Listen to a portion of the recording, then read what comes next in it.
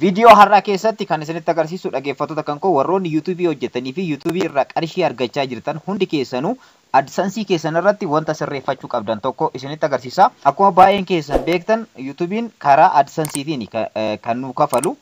YouTubein AdSenseedhaaf ni kafala. AdSenseen immoo gara baankii keenyaatti qarshii nu hojjenne ji'a keessatti galii nu taasisaa jechuudha. Akkuma asirratti argartan qarshii asirratti hojjete kana ammaan booda akka gara AdSenseetiin gara baankii akaawuntii kan kootti akkanaaf galu gochuudhaaf wanta sirreeffachuu qabu AdSense irratti AdSenseen seera haarawaa baasee jira.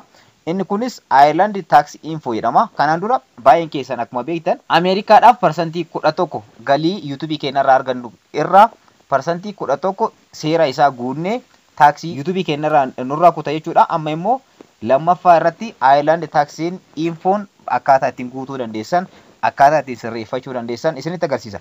Baay'een keessan ni beektan jedhee yaada YouTube keessan irratti qarshii ji'a keessatti hojjettan yuuroo 70 yookaan immoo doolaara 75 erga darbee booda direct gara akaawuntii keessan itti ni gala jechuudha karaa AdSenseetiin.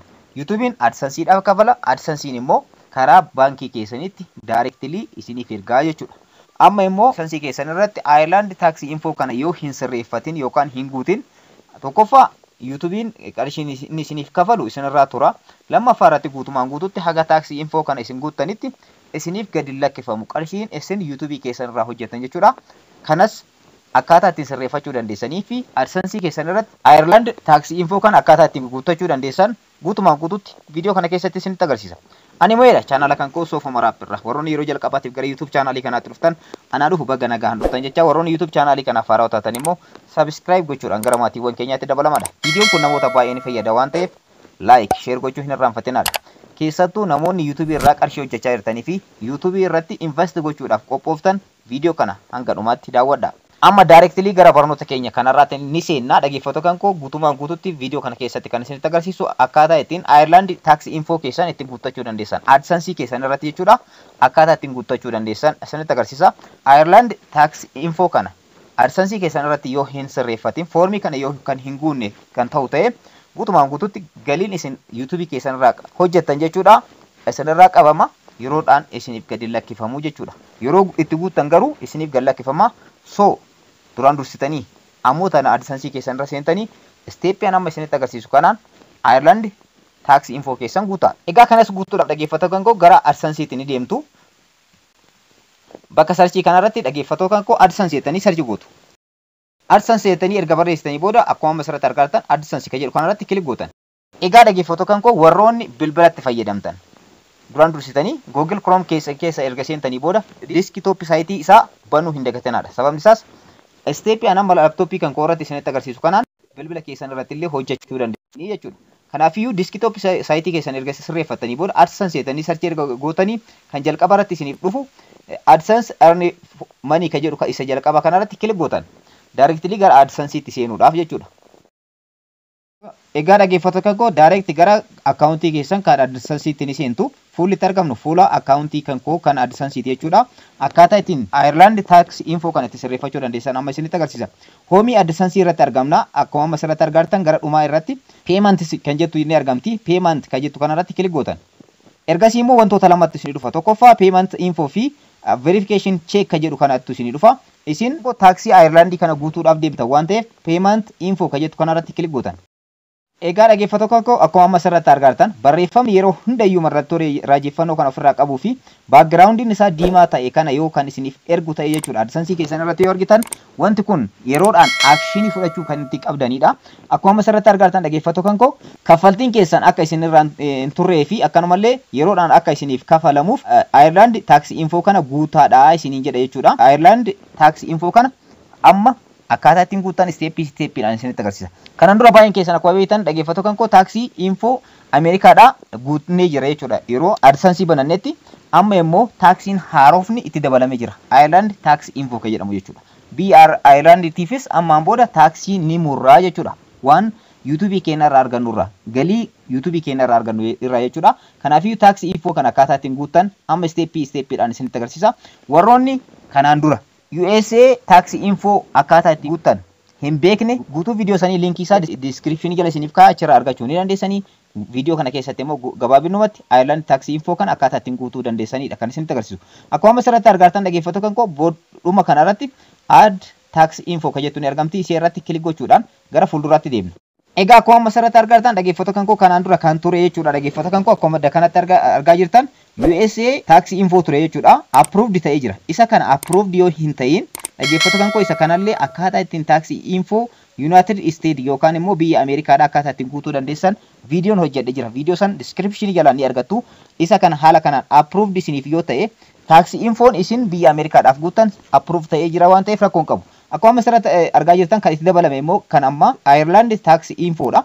Biyya Irelandidhaaf illee ammaan booda dhaggeeffattoota koo tax info ni guunna yookaan taxii hamma argannurraa ni murra jechuudha. So add tax info kan jettu kana bakka kanarratti kilik gochuudhaan gara fuulduraatti deemna ammas. Ergasii akkuma asirratti argattan wanta kana fixuudhaaf daqiiqaa 3 hanga 5 isinitti fudhataa isiniin jedha. Egaa yeroo gabaabaa keessatti wanta kana foormii kana guutuu ni dandeessanii tax info kana guutuu ni dandeessan. Inni akkuma asirratti argattan warroonni kanaan dura tax info jechuudha. Dokumentii isaa qabdan biyyoota addunyaa adda addaa keessatti warroonni argamtan taksiidhaaf ID card qaba taksiin biyya sanii. Ergasii immoo dokumentii mataa ofii qaba. Dokumentii saniin warroonni tax info kanaan dura guutan jechuudha. Guutumaan guutuutti guutan dhaggeeffattoota kan koo dokumentii keessan guutumaan guutuutti gara attach gochuudhaan salphamatti tax info kana guutuu ni dandeessan. Attach gochuudhaan warroonni akka kan koo immoo kanaan dura dhaggeeffattoota kan koo steepii amma isinitti agarsiisuudhaaf deemu kanaan guutan amma steepii kanaan na hordofaadha. Akkuma asirratti argattan start form kan jettu jirti. Ishee irratti kilik gochuudhaan gara fuulduraatti ni deemnaa jechuudha. Ergasii immoo business info kan jedhu isinii dhufa dhaggeeffattoota kan koo business infoon keessan kanaan dura guutan kan akkamiiti. Fakkeenyaaf akkuma asirratti argattan business type kan jedhu fuulduratti mallattoo rog-sadee kanarratti kilik yeroo gootan wantoota baay'eetu isiniif dhufa. Business info keessan kan ittiin guutan fakkeenyaaf accounting kan AdSense kan banadhe jechuudha. Individualadha kan koodha kan dhuunfaa kan kootiiti. Warroonni mootummaadhaan ejensii mootummaatiin bantan jiraachuu dandeessanii, partnershipiidhaan jiraachuu dandeessanii, profitiidhaan jiraachuu dandeessanii. So asin accounting keessan jalqaba yeroo bantan accounting keessan kan dhuunfaati immoo akkanumallee kan dhaabbata adda addaatti akkanumallee kan partnershipiiti kan jedhu bakka itti filatanii. So individual kan jedhu kana ni filadha kan dhuunfaa kootiiti waan ta'eef accounting kun. Ergasii immoo akkana keessa yeroo gadhuftan exhibition kan jettu ni argamti. Isarratti dhaggeeffattoota kan koo asirratti sirriitti na dhaggeeffadhaadha. Steepii kana yoo dogongortan wanta taane keessa seentan waan ta'eef akkuma asirratti argattan tax treaty warroonni qabdan warroonni dokumentii taksiidha kan biyyoota adda addaa keessatti argamu qabdan asirratti yes kan jedhu kana irratti kilik gochuudhaan dokumentii isin gaafata dokumentii taksii san itti galchitu jechuudha. Ergasii immoo gara fuulatti aanutti isin fudhata. Warroonni akka kan koo immoo tax treaty yookaan immoo dameen taksii kan kootee ani itti kafale waan hin jirreef no kan jedhu kana irratti filadhaa jechuudha. Ergasii immoo akkuma asirratti argattan fuula haarawatti isinii dhufa. Erga gara natti fudhattanii ammas dhaggeeffattoota kan koo tax rating keessan hangam akka ta'e isin gaafata. Warroonni dokumentii sana itti galchitan yes kan jedhu kana filachuudhaan dokumentii itti galchitanii dokumentii taksii keessanii. Warroonni akka kan koo immoo filatan no kan jedhu kana irra kilik gochuudhaan salphamatti bira darbuu ni dandeessu jechuudha. Inni biraa immoo dhaggeeffattoota kan koo tax ID numberidha. Tax ID number kana taxi ID number qaba. Taxiin kamiyyuu ID qaba. ID number sana asirra guutan bakka kanarratti wanti kun garuu optional waan ta'eef bira darbuus ni dandeessu jechuudha. Taxi ID number keessan erga guutanii booda gara fuulduraatti ni ceetu. Submit kan jettu kanarratti kilik gochuudhaan gara fuulduraatti ni deemnaa jechuudha. Akkuma asirratti argattan dhaggeeffattoota kan koo tax info kan koo accepted godhee jira. Fudhatee jira jechuudha. AdSense accept na godhee jira. Kan kana dura kan USD Ameerikaadha. Dhaggeeffattoota kan koo dakka kanatti akkuma asirratti argattan approved ta'ee jira. Inni kunis yeroo muraasa keessatti ammaaf accepted ta'ee jira. Narraa fudhatanii jiranii guutee jira jechuudha. Ergasii immoo dhaggeeffattoota kan koo yeroo AdSense tax info kana jechuudha. Ireland tax info kana guutan asirratti karaa emailii keessaniitiin ergaan isiniif ergama. Ergaa sanis isinitti agarsiisa. Akkuma asirratti argattan Google Payment kan jedhu jalqaba irratti meeseejiin tokko gara emailii kan kootiitiin na dhaqabee jira. Akkuma asirratti argattan dhaggeeffattoota kan koo your Ireland tax info has been accepted kan biyya Ireland tax information an guute jechuudha. Accept ta'ee jira narraa fudhatamee jira.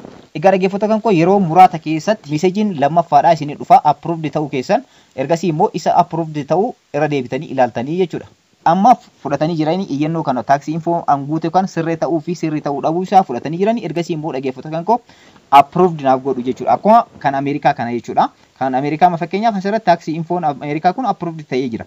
Inni kun garuu yeroodhaaf foormii guunnee jira accepted narraa fudhatanii jiranii. Ergasii immoo approved naaf godhu jechuudha. Egaa dhaggeeffattoota kan koo AdSense keessan irratti qarshiin isin hojjettan yeroodhaan akka isiniif galuuf taxi info Ireland taxi info kana ammuma steepiin amma isinitti agarsiise kana guutaadha. Egaa dhaggeeffattoota kan koo barnoota har'aa irraa akka baratan abdiin qaba. Warroonni YouTube chaanaalii kanaaf haaraa taatan subscribe godhaa, viidiyoo kanallee like share gochuudhaan hiriyoota keessanii dhaqqabaadha. Yeroo biraa barnoota biraatiin walitti deebina. Horaa bulaa.